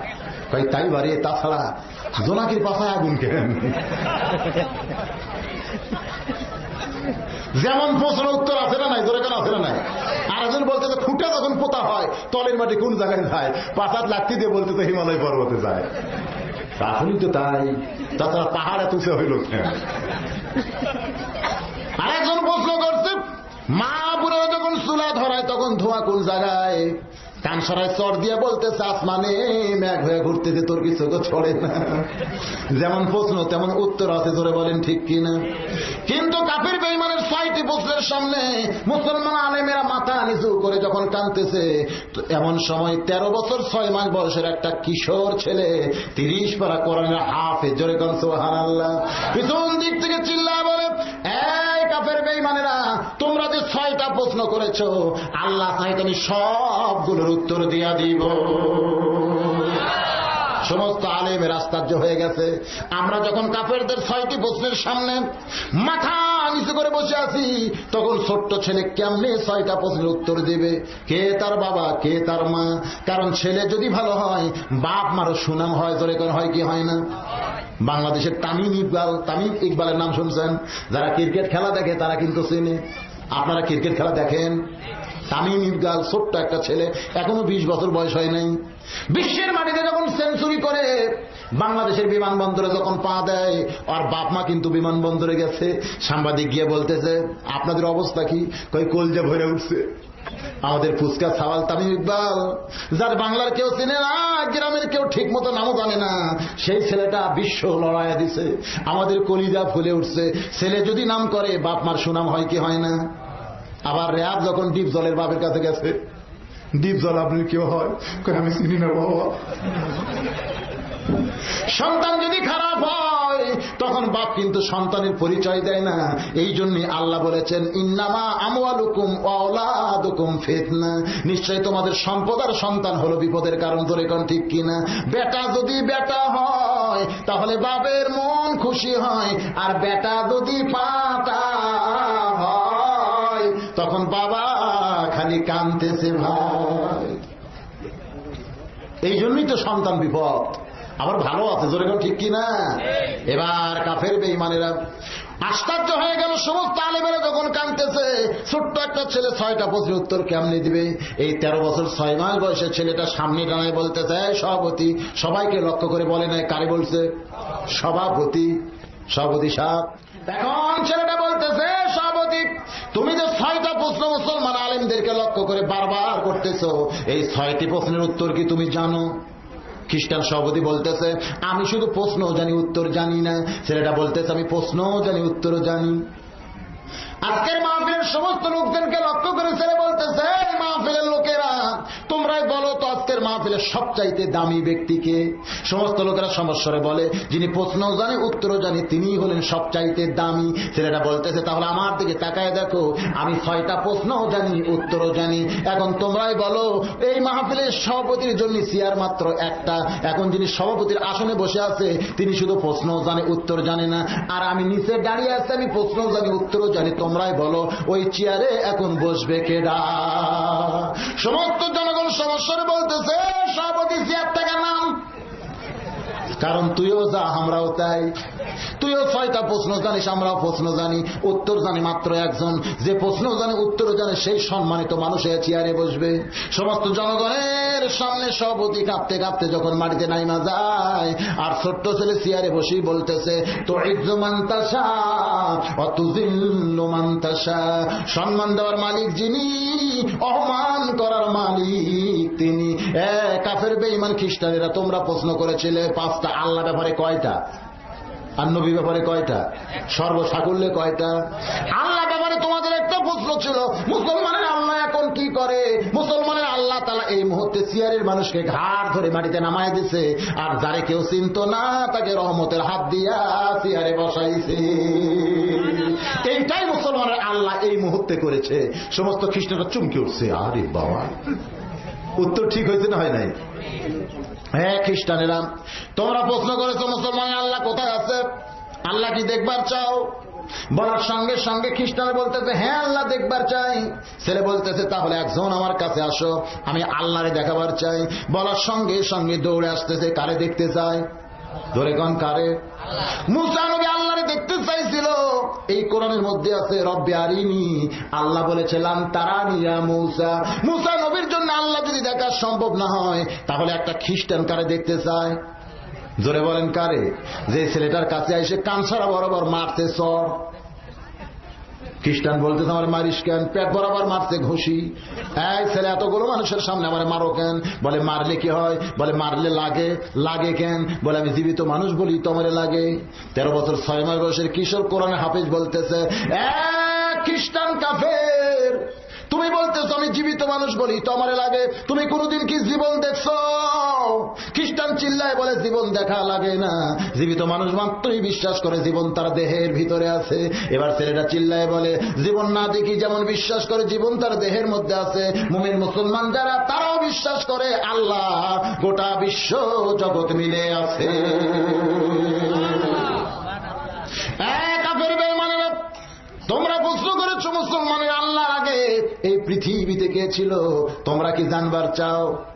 বলে হ্যাঁ। তাহলে 2 জন আমার কাছে আসো। খ্রিস্টানরা বলতেছে না, আল্লাহর আগে কে আসছিল জানবার চাই। কিন্তু যা কাছে যাওয়ার কোনো ক্যাপাসিটি নাই, কারণ একজন কাছে যায় যে হারে পিটন খাইছে, আমরা কাছে যায় পিটন খাবার চাই না। ছেলেরা বলতেছে ঠিক আছে তাহলে কাছে আসা লাগবে না, তোমরা দুইজন ওখানে দাঁড়িয়ে থাকো। দুইজন খ্রিস্টান দাঁড়াইলে ছেলে বলতেছে তাহলে গণনা করো, 1 2 3 4 5 6 হয় না, ভালো করে কোনো 1 2 3 4 5, ছেলে বলতেছে হয় না, আবার ভালো করে কোনো 1 2 3 4 কয় হয় না, ভালো করে কোনো। সমস্ত খ্রিস্টান চিল্লা বলে ছোট্ট ছেলে তোমার কাছে কি গণনা শিখতে হবে নাকি, তুমি গণনার কোন জায়গায় ভুল ধরতে পাও?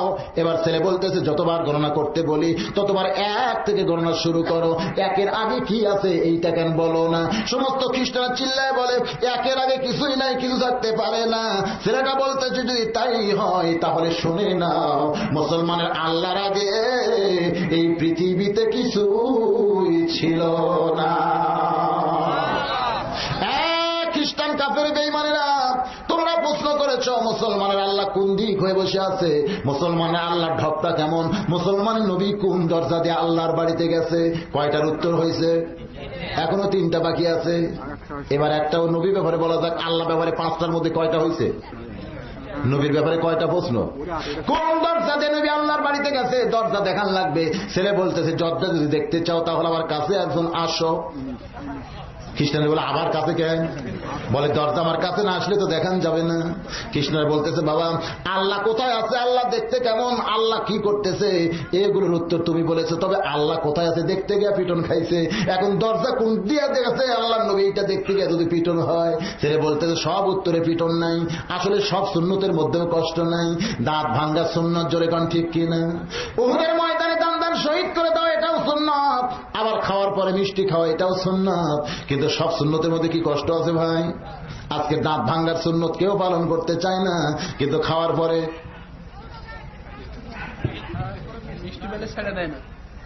অনেকে কয় খাওয়ার পরে মিষ্টি খাওয়া সুন্নত, খাওয়ার পরে মিষ্টি খাওয়া সুন্নত। আরে বাবা, কিন্তু খাওয়ার আগে একটা সুন্নত আছে, তোমার ক্ষুধাকে 3 ভাগ করো। ধরে কোন কয় ভাগ? 1 ভাগ খাদ্য, 1 ভাগ পানি, 1 ভাগ আল্লাহর জন্য। এই তরিকায় কেউ যদি খায় কারো বুকের চাইতে ভুনি উঁচা হবে না ভাই। কিন্তু খাইতে খাইতে টুটি পর্যন্ত খায়, আগেকার সুন্নতের কথা খেয়াল নাই, পরেকার সুন্নত বলতেছে খাওয়ার পরে মিষ্টি খাওয়া সুন্নত, মানে আরো খাওয়ার খায়। হাই রে, সুন্নতের দোহাই দিয়া মানুষ যা কাম করতেছে ভাই। আমার নবীর সব সুন্নতের মধ্যে কষ্ট নাই। ছেলে বলতেছে আল্লাহ কোথায় আছে এটা দেখতে গেলে পিটন হবে, কিন্তু নবী কোন দরজা দিয়ে আল্লাহর বাড়িতে গেছে এইটা দেখতে গেলে কোনো পিটন নাই। একটা খ্রিস্টান সাহস করে চলে আসতেছে, কারণ মুসলমান যে কথা বলে তার অন্যথা করে।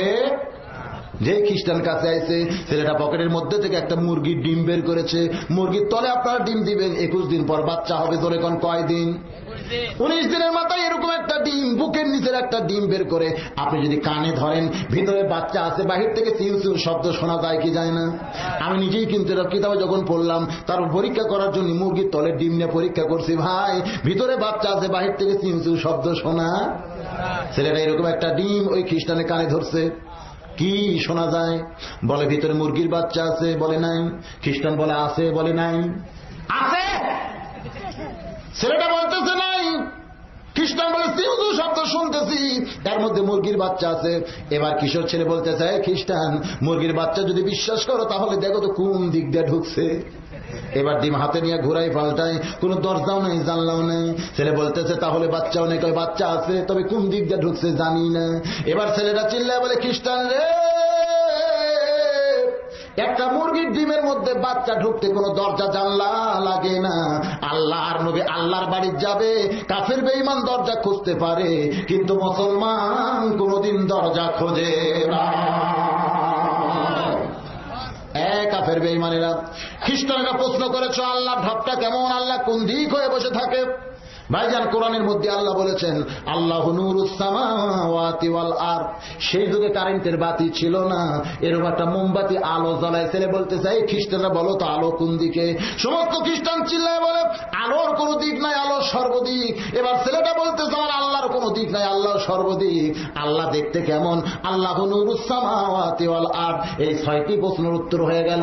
এবার হযরত আলী টোপলা নিয়ে হোসেনের দিকে আসবে না দরজা খুলবে? আপনাদের জানার দরকার আছে না নাই? বাজান রে, আল্লাহর কোরআন বড় না সন্তান বড়? আরো জোরে বলেন কি বড়?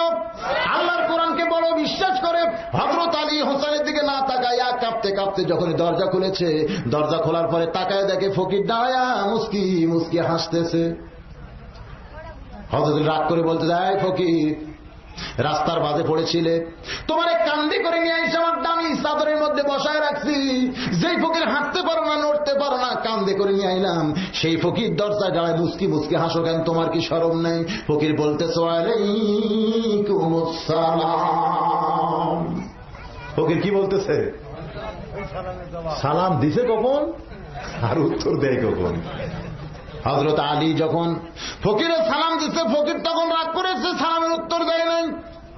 আবার হযরত আলী ফকিরের দরজায় দাঁড়ানো দেখে যখন রাগ করেছে, ফকির তখন সালামের উত্তর দেয়। জোরে বলেন, এর মধ্যে রহস্য আছে না নাই? হযরত আলী চমকে গেলেন, তুমি কি ফকির গো? তুমি কোন ফকির গো? ফকির বলে, আলী রে, আমি দুনিয়ার কোন ফকির না, আমি হইলাম আল্লাহ রহমতের ফেরেশতা।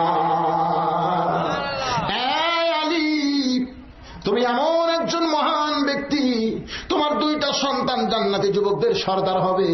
তুমি এমন একজন মহান ব্যক্তি, তোমার বিবি জান্নাতি নারীদের নেত্রী হবে। তুমি এমন একজন মহান ব্যক্তি, তোমার ডিগ্রি হল আসাদুল্লাহিল গালিব। তুমি একই আলী হইয়া তো ডিগ্রি কেমনে পাও? আল্লাহর কাছে যখন আরাধনা, আল্লাহ বললেন, ফেরেশতারে, আমার আলীকে কোন ডিগ্রি আমি ইচ্ছা করে দেই নাই, প্রত্যেকটা ডিগ্রি আলী অর্জন করেছে। তোরে কোন সুবহানাল্লাহ। আলী মানুষের চেহারায় এতই ফকির সাইজা পরীক্ষা শুরু করে দিলাম। তুমি কোরআনকে পৃথিবীর সবচাইতে বড় বিশ্বাস করে আল্লাহর কোরআনকে মানায় আম্মা সাইলা ফালা তানহারকে কান্দে নিয়া তুমি দরজার মধ্যে যখন বসাইতে চাও, আল্লাহর কোরআনকে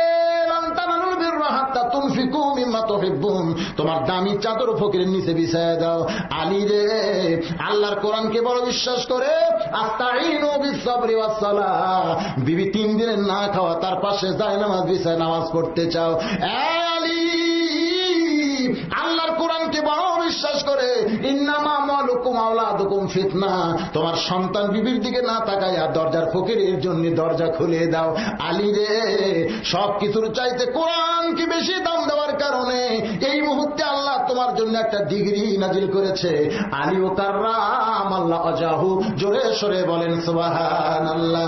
হযরত আলী কিতাবের মধ্যে লিখলেন, আল্লাহর কোরআনকে পৃথিবীর মধ্যে সবচাইতে যারা বেশি দাম দিয়া কোরআন মোতাবেক নিজের আমলগুলো করতে চায়, হাসরের ময়দানে আল্লাহ তাদের মাথায় কালিমুল্লাহর টুপি পরায়া হযরত মুসার সঙ্গে জান্নাত দিয়া দিবে। সুবহানাল্লাহ করে কইলেন না? আমরা সবকিছুর চাইতে আল্লাহর কোরআনকে বেশি দাম দিয়া কোরআন মোতাবেক নিজের জীবন পরিচালনা করে হযরত মুসা আলাইহিস সালামের সঙ্গে যদি জান্নাতে যাবার পারি, বলেন আমাদের ভাগ্য ভালো না খারাপ? সেই জন্য কোরআনকে সবকিছুর উপরে আমরা দাম দিতে চাই, তাহলে তাফসীরুল কোরআনটা সার্থক হবে। ভাই, আল্লাহ যেন কোরআন মোতাবেক আমাদের জীবন পরিচালনা করার তৌফিক দেয়। জোরে সরে বলি আল্লাহুম্মা। এখন ইস্তেগফার পড়েন, আস্তাগফিরুল্লাহ রাব্বি মিন কুল্লি যামবি ওয়া তুবু ইলাইহি, আস্তাগফিরুল্লাহ রাব্বি মিন কুল্লি যামবি ওয়া তুবু ইলাইহি। সবাই পড়েন, সবাই পড়েন। দোয়ার আগে ইস্তেগফার করা অত্যন্ত দরকার। আল্লাহ নবী নিজেই তওবা করেছেন এবং বলেছেন আত-তাইব হাবিবুল্লাহ, যারা তওবা করে তারা আল্লাহ দোস্ত। জোরে করেন সুবহানাল্লাহ। এর সবাই ইস্তেগফার পড়েন, আস্তাগফিরুল্লাহ রাব্বি মিন কুল্লি যামবি ওয়া তুবু ইলাইহি, আস্তাগফিরুল্লাহ রাব্বি মিন কুল্লি যামবি ওয়া তুবু ইলাইহি। আপনি কিছু বলবেন কেউ ভাই? না, এর মধ্যে কি দোয়া করে দেব। আল্লাহুম্মা আমিন। আল্লাহুম্মা আনতাস সালাম ওয়া মিনকাস সালাম, তাবারাকতা ইয়া যাল জালালি ওয়াল ইকরাম। মাবুদ, মাঠে ময়দানে অত্যন্ত কাজ যখন তোমার বান্দাদের লাগছে, সারাদিন কাজ কাম করে এই দুর্বল শরীর নিয়ে তোমার কোরআনের মাহফিলে এসে আবার 12:30 বাজে গেছে, এখন পর্যন্ত আরামের বিছানার কথা মনে নাই, ঘুমের কথা মনে নাই, তোমার কোরআন আকর্ষণ করি যার মধ্যে নিয়ে আমি গুনাহগারের সঙ্গে জান্নাতের দরজায়, আয় আল্লাহ তাআলা তোমার রহমতের দরজায় ফকিরের মতন 2 কানা হাত তুলে আমিন আমিন করতেছে। মেহেরবানি করে আজকের মাহফিলকে তুমি কবুল করে নাও। এই মাহফিলের শুরু থেকে শেষ পর্যন্ত যত আলোচনা হয়েছে, মাঝে মধ্যে কোরআন তেলাওয়াত হয়েছে, নবীর হাদিসের তেলাওয়াত করা হয়েছে, মাঝে মধ্যে দোয়া দরুদ জিকির আজকার দরুদ সালাম পেশ করা হয়েছে, এর মধ্যে যদি কোনো ত্রুটি হয়, ভুল হয়, মাফ করে দিও। এর জাহাজে মঞ্জুর করো সোনার মদিনায় নবী পাকের রওজায় কবুল করে নিও। তামাম আম্বিয়া কিরাম, আসহাবে কিরাম, তাবিঈন কিরাম, তাবা তাবিঈন কেরাম, আউলিয়া কেরাম, তাম পৃথিবীর মাটির নিচে যত মুমিন মুমিনাত শুয়ে আছে আল্লাহ সকলের আল্লাহ পরে হাদিয়া কবুল করো। আমরা যারা হাত তুলেছি আমাদের মধ্যে যাদের মা নাই দুনিয়ায়, ছোট্ট একটা শব্দ মা, মা নামের মধ্যে যে কি মধু, যাদের মা নাই তারাই বুঝতেছে। মায়েরা ফোটা দুধের দাম কাটিয়া গায়েরই চাম, আর জুতা বানাইল ঋণের শোধ হবে না, এমন দরদি ভাবে কেউ হবে না আমার মা। মা গো কি বলবো প্রসবের কথা, মা বিনে সেই ব্যথা কেউ তো বুঝিল না। মাজন থেকে আর সন্তানের দায় অকালে মা মারা যায়, কেন সে মায়ের জন্য দোয়া করবানা, এমন দরদি ভাবে কেউ হবে না আমার মা। মা গো এই দরদের মা যাদের কবরে গেছে মায়ের জন্য আল্লাহর কাছে কান্দে, আল্লাহ মার কবরকে যেন জান্নাতের টুকরা বানিয়ে দেয়। বাবার যে কি দয়া রে, নিজে বাবা না হইলে কোনদিন বুঝে আসে না। ও দরদি আল্লাহ, আমাদের মধ্যে যাদের বাবা এতিম হয়ে অন্ধকার কবরে চলে গেছে আল্লাহ মেহেরবানি করে বাবার কবর জান্নাতের টুকরা বানিয়ে দিন। আল্লাহ তাআলা আমাদের দাদা দাদি নানাত্মীয় স্বজন যারা কবরে গেছে মেহেরবানি করে তাদের সকলের কবরকে রিয়াজুল জান্নাহ কবুল করেন। ও দরদি আল্লাহ, আজকের মাহফিলকে কবুল করেন মাবুদ। এই কোরআনে তাফসীরুল কোরআন মাহফিলের আয়োজন করতে তোমার কত বান্দা কত কষ্ট করেছে, কত মেহনত করেছে আল্লাহ। কঠিন হাসরের ময়দানে এই মাহফিলের ওসিলায় তাদের সবাইকে ইমান আমলে জান্নাতি কবুল করে আল্লাহ। কত মানুষের জানাজার নামাজ জীবনে পড়েছি, এই দুই হাত দিয়ে কত কবরে আমরা মাটি দিয়েছি, কত লাশ অন্ধকার কবরে নামায় দিছি। একদিন আমরা সবাই মরে যাব, যেদিন আমাদের মরণ হবে দিনটা যেন জুমার দিন হয়, যে মাসে মৃত্যু হবে এই মাসটা যেন রমজান মাস হয়। ইমানের সাথে ইজ্জতের সাথে মুসলমান হইয়া যেন আমরা সকলে বিদায় নিতে পারি। আল্লাহ আমাদের সকলার জীবনে কবুল করেন। আমার মা বোনেরা ঘন্টার পর ঘন্টা আওয়াজ শুনেছে, মাহবুব আমার মা বোনদেরকে আবেদা সালিহা পর্দানিশী কবুল করে মা ফাতেমার সঙ্গে জান্নাত দিয়ে। আমার বাবা জানেরা, ভাই জানেরা, মুরব্বীরা যারা আইতে নিয়তে হাত তুলেছে মওলা সকলের নেক নিয়ত নেক আশাকে আপনি পুরা করে দিন। অসুস্থ থাকলে সুস্থ করে দিন, অভাব যদি কারো দরজায় বন্ধ করে বরকতের দরজা খুলে দিন। ও দরদে আল্লাহ, গোটা বিশ্বের তামাম মুসলমানের প্রতি রহম করেন। ফিলিস্তিনের মুসলমান বড় অসহায়, বড় নির্যাতনের মধ্যে আছে আল্লাহ গো, আপনি ছাড়া মুসলমানের আর কেউ নাই। আল্লাহ মেহেরবানি করে বিশ্বের তামাম মুসলমানের প্রতি রহম করে, আমার বাংলাদেশের প্রতি রহম করেন, পাত্র এলাকার প্রতি রহম করেন, পাত্র গ্রামের প্রতি রহম করেন। দরদি আল্লাহ রে, এতগুলো মানুষের মধ্যে যার দুই কান হাত পছন্দ হয় সেই দুই হাতের ওসিলায় আজকের মাহফিলকে কবুল করে নিন। আল্লাহ আজকের মাহফিলে অনেকে টাকা দান করেছে, অনেক আগে বস্ত্র দান করবে। আয় আল্লাহ কেউ ধান দান করেছে, আল্লাহ সকলের দানকে কবুল করে নিয়ে কঠিন হাসরের ময়দানে আবু বকর ওমর ওসমান আলীর সঙ্গে জান্নাত দিয়া দি। দরদে আল্লাহ, যখন আমরা মরে যাব আমাদের আশেপাশে কেউ থাকবে না, ওই সময় তোমার রহমত আমাদের প্রতি নাজিল করো। ইমানের সাথে ইজ্জতের সাথে মুসলমান হইয়া যেন বিদায় নিতে পারি, কবুল করো। সুবহান রাব্বিকা রাব্বিল ইজ্জাতি আম্মা ইয়াসিফুন ওয়া সালামুন আলাল মুরসালিন আলহামদুলিল্লাহি রাব্বিল আলামিন। ওয়াল আখিরাতি কালিমাতুন ইনদাল মাউতি লা ইলাহা ইল্লাল্লাহু মুহাম্মাদুর রাসূলুল্লাহ সাল্লাল্লাহু আলাইহি ওয়াসাল্লাম বিরহমাতিকা ইয়া আরহামার রাহিমিন।